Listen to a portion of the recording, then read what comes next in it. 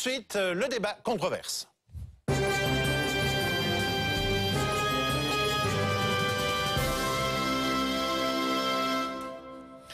Le cardinal Danels, la commission Adrian Sens, le palais épiscopal perquisitionné, les cardinaux auditionnés, Monseigneur Léonard retenu 9 heures en garde à vue, la violation, selon le Vatican, de 2 tombes d'archevêques, autant de premières dans l'histoire de l'Église catholique belge. Alors, est-ce que l'Église, depuis toutes ces années, dissimule, voire cherche à étouffer des dossiers de pédophilie? Que sont devenues toutes les plaintes récentes? Ces enquêtes et la manière de les mener, est-ce digne du Da Vinci Code, comme a plaisanté Monseigneur Léonard? Bref, l'Église a-t-elle été, est-elle, au-dessus des lois de la cité? Mes invités, Éric de Beuquelard, le porte-parole des évêques de Belgique, Joël de Villet, victime d'un prêtre pédophile, il vient d'écrire un livre à ce sujet, Peter Adrian Sens, pédopsychiatre, président de la commission indépendante pour le traitement des plaintes, Christophe, témoin, à visage découvert, il témoigne pour la première fois. Tommy Scholtes, directeur d'information de Catobel. Marie Dumont, Baguette, juge de la jeunesse honoraire, ex-membre de la commission interdiocésaine pour le traitement des plaintes. Henri Bossely, pénaliste et professeur émérite à l'UCL. Jean Vaillé, psychiatre et pédopsychiatre, professeur émérite à l'UCL. Michel Bouffiou, journaliste pour Paris Match, il a suivi cette affaire depuis plusieurs années. Et Philippe Grelet, passe-président du Centre d'action laïque. En fin d'émission, j'aurai l'occasion d'accueillir Stéphane de Clercq, le ministre de la Justice CDNV, les yeux dans les yeux.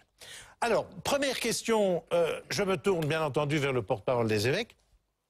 Pourquoi finalement s'offusquer ? Ça a donné de fait une impression que c'était toute l'Église de Belgique qu'on perquisitionnait. J'ai encore des affaires personnelles comme d'autres évêques qui sont gardés par la justice. C'est très bien, mais donc ça donne l'impression que ce n'est pas que l'archevêché, mais que c'est un peu toute l'Église de Belgique. Il paraît que ce n'était pas le but, mais une fois de plus, l'impression, et ça c'est l'impression, la force des images, est un peu différente, et nous sommes ici pour la rétablir. Alors, Joël de Villet, vous avez écrit un bouquin racontant, etc. Alors, si j'ai bien compris, vous avez fait aussi des témoignages à la police, et vous aviez entendu des dossiers qui étaient cachés, c'est vrai ça? Bien, moi quand j'ai porté plainte contre le prêtre en 2001, le prêtre n'a pas eu de perquisition. Ça, c'est la liberté du juge d'instruction de faire. Oui. Bon. Mais il a fait une perquisition chez l'évêque en 2001. Je l'ai ici. Oui. On parle de sincérité du nouvel archevêque. À ce moment-là, il était évêque. On a fait la perquisition. Ils étaient assis policiers. Le vicaire général, comme vous dites, il connaît tout à Malines. Ben là, le vicaire général Bayet dit il n'y a pas de dossier contre le prêtre pédophile. Sans désemparer, les policiers vont chez l'abbé Huet, vicaire judiciaire. Chef du tribunal de l'église de Namur. Il n'y a pas de dossier. On sait qu'il y a des rumeurs de faits dans une autre paroisse contre ce prêtre, de pédophilie, mais il n'y a pas de dossier. Vous voulez dire quoi par là? Attendez. Oui. Et les policiers, après à la fin du PV, disent « Nous avons saisi les documents suivants. 11 documents concernant le prêtre pédophile et mon affaire. » Puisque c'est ce que le juge d'instruction avait demandé de prendre. Donc ça veut dire que l'Église collabore avec la justice, tout ça, c'est des carabistouilles.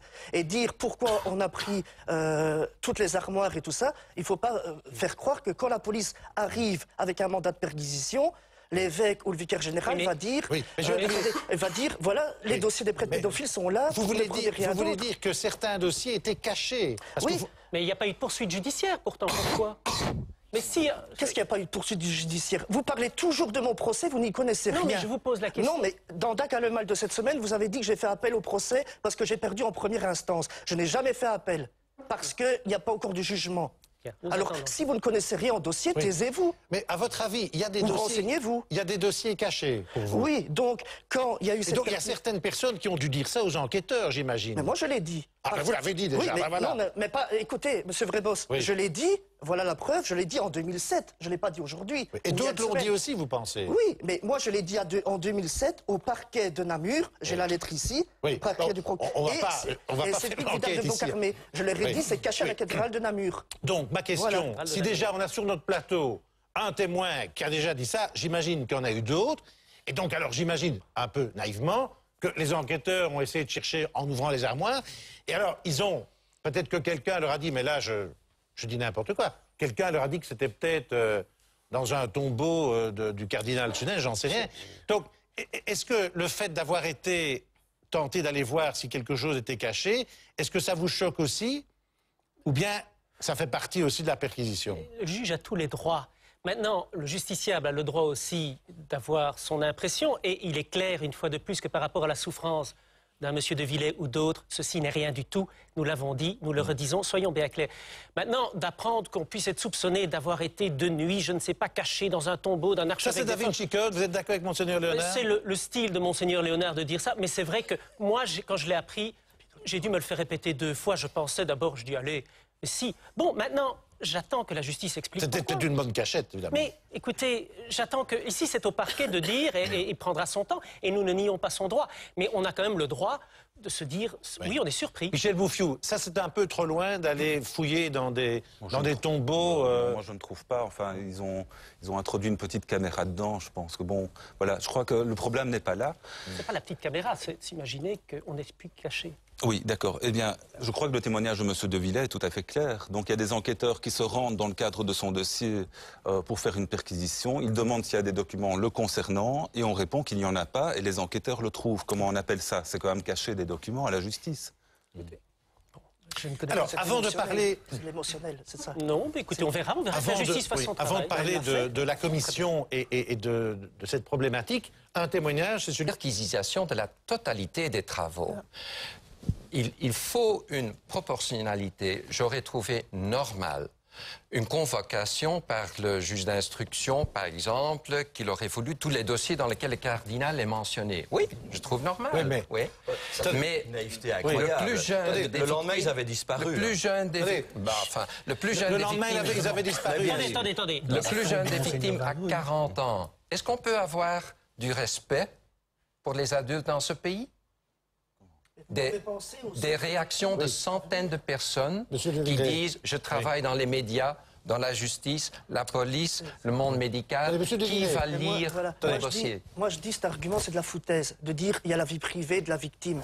Oui. Mais, OK, c'est très bien. Mais vous, ce que vous voulez, c'est la vie privée du coupable et qu'on ne le connaisse pas. Parce que lui, il continue à faire d'autres victimes. Nous, on a passé des dossiers à la justice. Un pédophile n'a jamais qu'une victime. Ou alors trouvez-en moins en un. Ils ont passé Mais on a passé des dossiers à la justice. On avait des règles de code. J'ai contacté la commission, l'ancienne. Bon, je fais un résumé dans mon livre.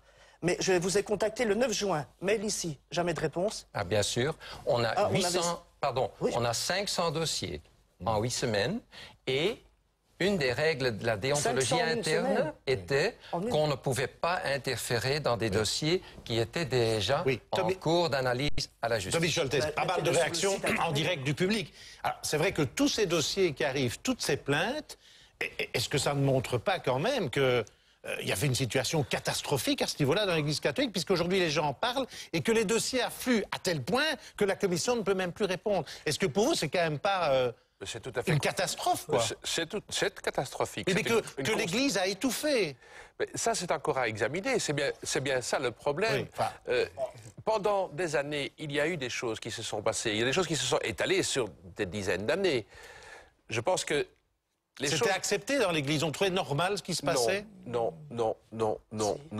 En tout cas, moi je ne suis pas historien. Je sais ce que je peux connaître de l'information. Ça a toujours été... Mais ça vous étonne ou pas, les Français? Ça me choque. Oui, ça vous étonne. Vous saviez aussi qu'il y avait des trucs. Mais non, je ne sais pas qu'il y a des trucs. Parce que si je sais qu'il y a des trucs, mais je parle aux évêques ou aux provinciales ou je ne sais à qui est concerné. De régler comme ça. Non, parce que j'ai entendu parler de certaines questions, mais... Il ne faut pas sous-estimer la complexité. Presque 80% des victimes. Ce qui est quand même, ce qui est une grande souffrance de ces 50 dernières années, c'est que non seulement des prêtres ont fauté, mais que pour des raisons complexes, sociologiques, leur hiérarchie les a couverts, a étouffé, les familles... Ah, vous en êtes sûr, là, vous affirmez. Monsieur Vrébos... Quoi? Ah oui, là, on va dire que c'est mon intime conviction. D'accord. Bon, alors, vous avez des preuves aussi, les familles, mais je suis, comme Peter disait, c'était toute une ambiance. Les familles n'ont pas toujours non plus aidé les gosses à s'exprimer. On était dans une ambiance où un couvercle énorme était mis sur les enfants. Et leur souffrance a parfois été bien plus que l'abus, toute cette traumatisation secondaire et ce manque de dignité dans leur accueil après. Alors maintenant, le couvercle éclate parce que la religion, l'ordre établi... C'est un bien quand même, ça, ou pas? Évidemment. Évidemment. tout à fait d'accord. Évidemment. Il m'ôte les mots de la bouche. Évidemment, c'est une bonne chose. La vérité n'a pas de prix. C'est une bonne chose. Oui. Maintenant, Mais les anciens risquent de payer le Je prix. trouve que Monseigneur Léonard ne doit quand même pas trop crier cocorico. Il tombe au bon... Oui. Il tombe au bon on est moment. d'accord. S'il avait été à la place de Monseigneur Danel, il y a 10 ans, il aurait agi exactement comme lui. Vous lui dites quoi? Attendez, là vous dites quoi? Il aurait agi comme lui. Écoutez ce que monsieur dit. Oui. Je pense que beaucoup de...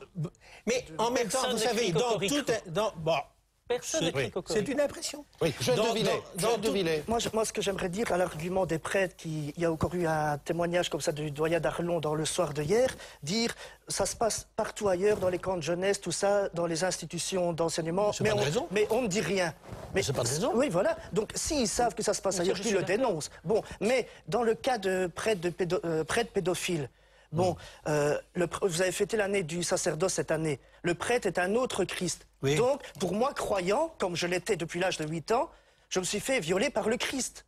Bon, et un autre élément, la dernière heure, dans le journal de avant-hier, mis quelques noms de prêtres marquant les derniers scandales des 20 dernières années. Je me suis amusé à de taper leurs noms. Il y en a qui sont morts, 2, 3. Mais j'ai tapé leurs noms des autres sur le site internet de leur diocèse. Ils sont toujours en fonction. Bien sûr. Mais si. Oui. Christophe, Alors- vous aussi vous aviez l'impression que lorsque ce curé à 9 ans vous a violé, c'était le Christ? Oui. Oui, Il y a la fonction symbolique, c'est clair. C'est pour ça que... Oui, Et que vous avez été sous son influence jusqu'à 18 ans. Oui. C'est ça qui est étonnant. Mais Donc tout une à- influence très forte. Tout à fait. Oui, Et oui. qu'est-ce qu'il est devenu pour l'instant? Moi, je sais, la nouvelle que j'ai eue, c'est qu'il officialisait dans les homes les personnes âgées, mais bon... Donc finalement, aujourd'hui, la plupart des prêtres et des curés qui ont même été reconnus coupables, eh bien, Continue, quoi. tranquillement, ils sont toujours payés Tout à fait. et ils font leur job. Tout à fait. Attendez. Tout à fait. La justice... Tout à fait. Attendez, madame dit tout à fait, ancien juge. Ça, c'est normal, c'est normal, ça. Attendez, si la justice se saisit d'un dossier, il n'y a pas deux catégories de justiciables. Maintenant, que Donc il faut fait-on? qu'elle s'en saisisse et vite. Évidemment. Un nombre ont été condamnés et ont fait de la prison, hein, soyons très clairs. Et c'est très bien qu'ils aient fait Il de y en la a prison. beaucoup qui sont là, visiblement. Il y en a aussi qui ont fait de la prison et c'est normal qu'elles soient condamnées. La dernière fois, je parle. Oui. Brièvement, parce que Oui, oui. il y a le ministre de Clerc qui m'attend, là. Monsieur de Beuquelard dit dans Dakar le Mac de cette semaine que tout ce que je raconte, c'est ma théorie. C'est faux. Bon, je prends un élément, parce qu'il dit que le prêtre a été sanctionné dès que j'ai dénoncé les faits en 96 à l'église. J'ai un mail du doyen, donc son supérieur direct, qui date de 2008 et qui me dit, quand je lui ai annoncé les faits, sache que je suis en train de faire des démarches afin que Gilbert ne soit plus en contact, du moins au niveau paroissial, avec des jeunes. Ça veut dire qu'il l'était encore. Et on appelle ça sanction, et il s'occupe maintenant d'handicapés mentaux, peut-être adultes, mais bravo. Alors, madame Dumont, aujourd'hui, donc, on a parlé des perquisitions. En tant qu'ancien membre de cette commission, vous vous réjouissez qu'il y a eu ces perquisitions ou pas? Mais je crois que c'est un bien, parce qu'il fallait quand même que quelque chose éclate. On ne pouvait pas maintenir ce silence. Mais je voudrais quand même faire part d'une lettre que le pape actuel, quand il était encore cardinal Ratzinger, a écrit. C'est un document qui relève du Nouvel Observateur du mois d'avril Oui, 2010. brièvement, parce qu'il reste plus beaucoup de temps. On dit le 18 mai 2001. Les yeux dans les yeux avec le ministre de la Justice, Stéphane Leclerc.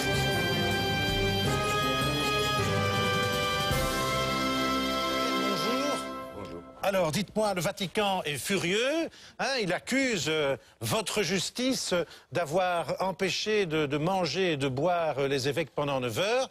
Et puis on dit c'est faux, ils ont eu du poulet, du vin et des tomates. Alors quoi, le Vatican ment? Il se mêle de nos affaires?